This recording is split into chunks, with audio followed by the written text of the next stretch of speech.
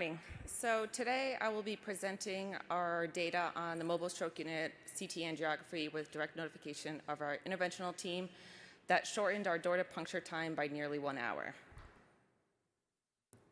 I should start by saying I have no significant financial interests or relationships to disclose.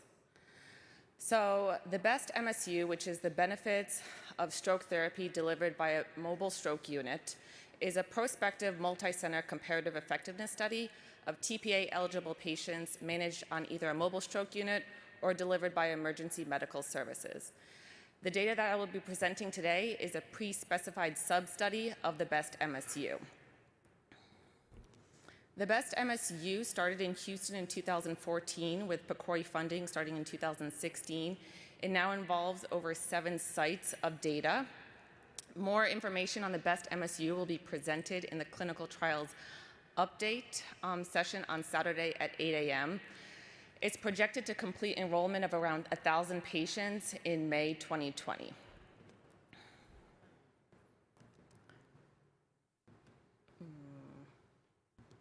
Okay, so just as background, so at symptom onset or when the patient first notices symptoms, he calls 911. EMS is activated and the mobile stroke unit is dispatched. And they either go to site or they rendezvous with the EMS scene. Upon a brief history and examination, if the patient is determined eligible for the BestMS study, they undergo a head CT, and if no contraindications, TPA is delivered. The mobile stroke unit then departs with the patient to the nearest comprehensive or primary stroke center. Upon ED arrival, they are met by the emergency department as well as stroke teams for a repeat history and examination. Oftentimes, they get a CTA before they go for thrombectomy. Just as definitions, the time from the 911 call to the ED arrival is our alert to ED time. The time from which we're dispatched to the depart time is our MSU on-scene time. And the patient's ED arrival to start a thrombectomy groin puncture is our door to puncture time. We have previously shown from data from 2014 to 2018 that the mobile stroke unit saved about 10 minutes on average as compared to emergency medical services. This was a unique study. This was when thrombectomy was adopted as a standard of care. Both groups saw improvement in their door puncture time, but what we were most alarmed is that the mobile stroke unit, despite improvements by 2018, was still greater than 60 minutes.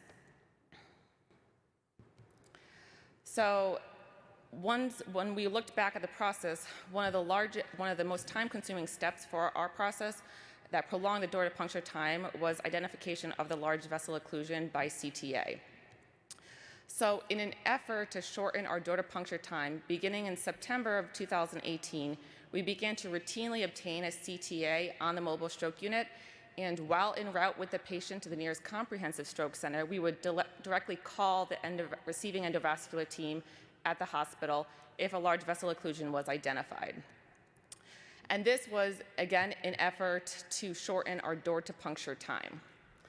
So the data that I'll be presenting today is a single center MSU experience. We took our thrombectomy patients, which we had previously presented, who had a CT only on the mobile stroke unit from 2014 to 2018, and compared them to the new protocol patients with a thrombectomy that had a CT and CTA on the mobile stroke unit.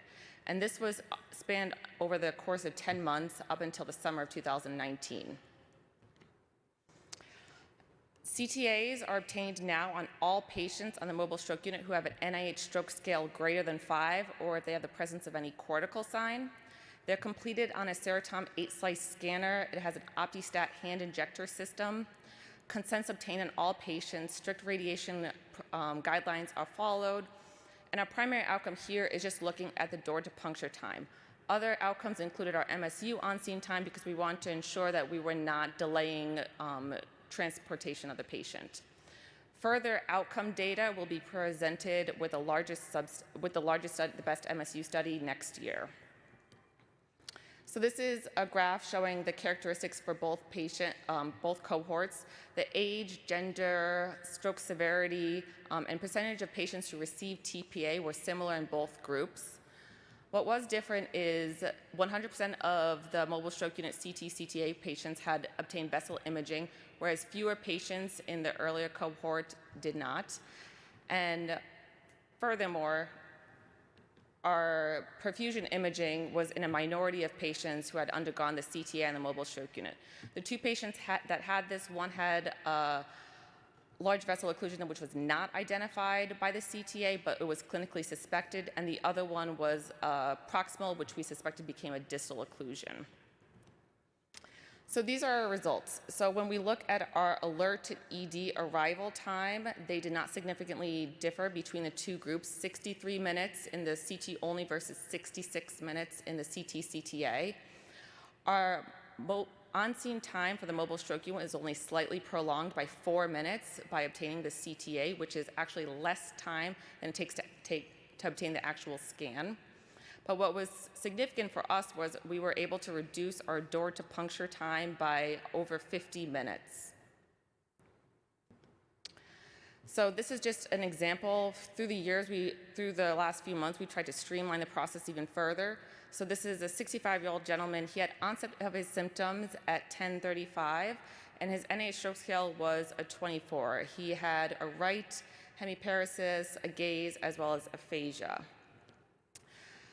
The mobile stroke unit rendezvoused with the EMS at 11:12. We were able to obtain a head CT and deliver TPA within 10 minutes upon arrival on scene. A CTA was obtained 5 minutes thereafter, which demonstrated a large vessel occlusion. En route, we called the receiving hospital, and we arrived at 11:46. We were able to bring the patient directly to the angio suite at 11:56, 10 minutes upon arrival time. And he was able to be recanalized at 111 minutes from his last known well.